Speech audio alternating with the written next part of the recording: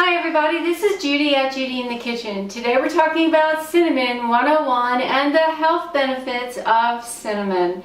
Hey, if you've been listening to the news here and there, you're aware that cinnamon does have some healthful properties to it, so we're going to cover those in this video. We don't eat much cinnamon at one time, but it does have some vitamins and minerals in there to make mention of.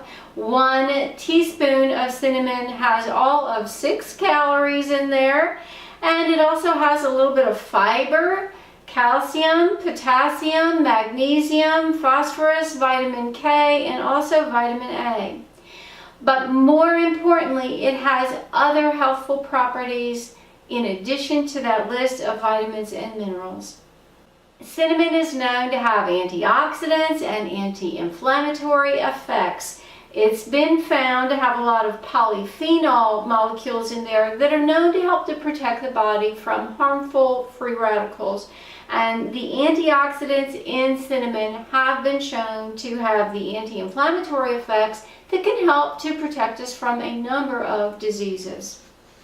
Cinnamon can also help to protect us from heart disease. In a particular study, subjects with type 2 diabetes were given only a half a teaspoon of cinnamon a day and were found to have improved blood levels of total cholesterol, LDL cholesterol, HDL cholesterol, and also triglyceride levels as well. So it had a multi-factor benefit there. And in animal studies, they showed that cinnamon also helped to reduce blood pressure. So those studies combined can show that cinnamon can help to reduce our risk for heart disease. Really a good thing. Cinnamon can also have some anti-diabetic effects as well. It's been known to help reduce insulin resistance, making it helpful in controlling blood sugar levels, especially in people who are diabetic or pre-diabetic as well. Cinnamon has been shown to reduce the amount of glucose that enters the bloodstream after a meal, which helps to further enhance its anti-diabetic effects. So cinnamon is a good thing to include on your foods where you can.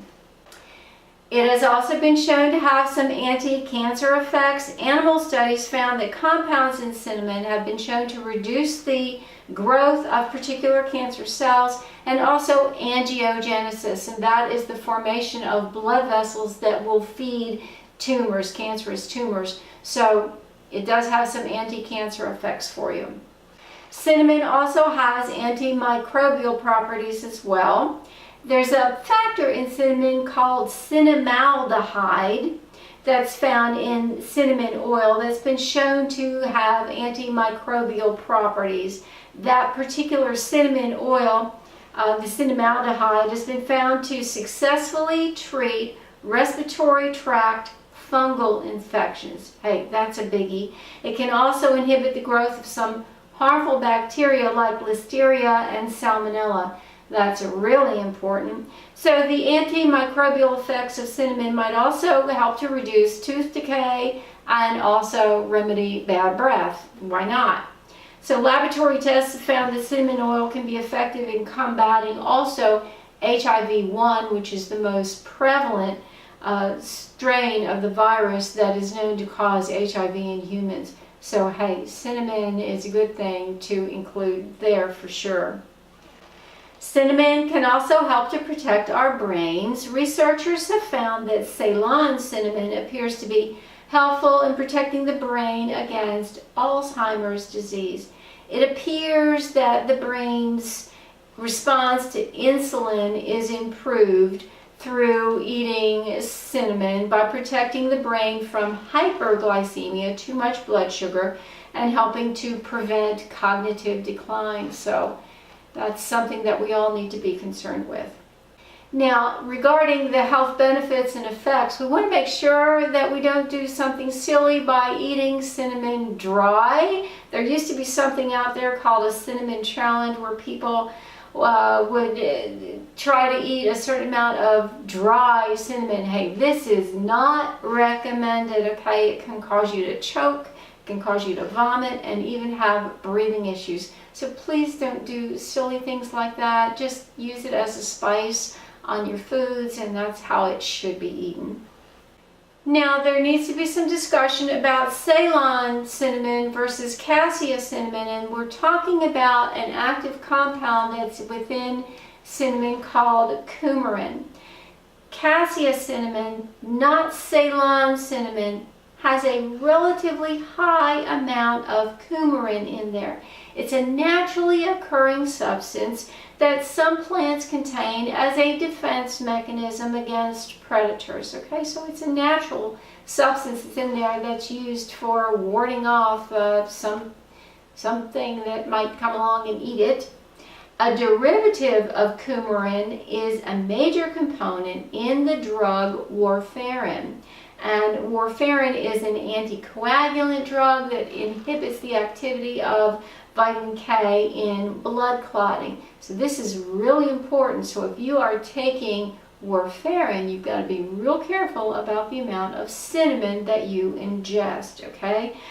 Even eating a relatively small amount of cassia cinnamon is safe, but if you ingest too much of it, it can interact with your blood clotting mechanism, especially if you're taking warfarin. Now, Ceylon cinnamon only has trace amounts of coumarin in it, so Ceylon cinnamon is considered to be okay in that respect, but it does have higher amounts of some other potentially harmful compounds even in Ceylon cinnamon. So it is recommended that no matter what type of cinnamon we eat, that we do not consume more than about a teaspoon of it in a day. Now that's for adults. For children, the recommended amount will be less than that. So you want to be mindful of that and use cinnamon as a spice, and don't overindulge in it because you may cause some potential issues in your system and counteract any positive effects that cinnamon might have. Supplements on the market. I know we've all seen cinnamon supplements on the store shelves out there. Most of the cinnamon supplements in the United States are made with cassia cinnamon. So if you elect to take cinnamon supplements, it is advised that you take Ceylon cinnamon supplements.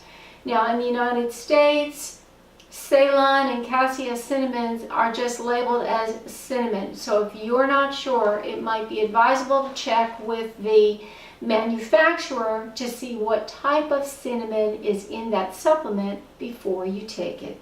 And also take the suggested amount. Don't go overboard with it thinking that more is better, because in this case it may not be. So like we said earlier, cinnamon should be used as a spice, as a flavoring on food, but you don't want to overdo on it because you may counteract some of the positive effects that it can have on your body if you ingest too much. So just take it easy with it. Just use a sprinkle here and there to flavor your foods with. I do hope this helps. This is Judy at Judy in the Kitchen. Bye for now.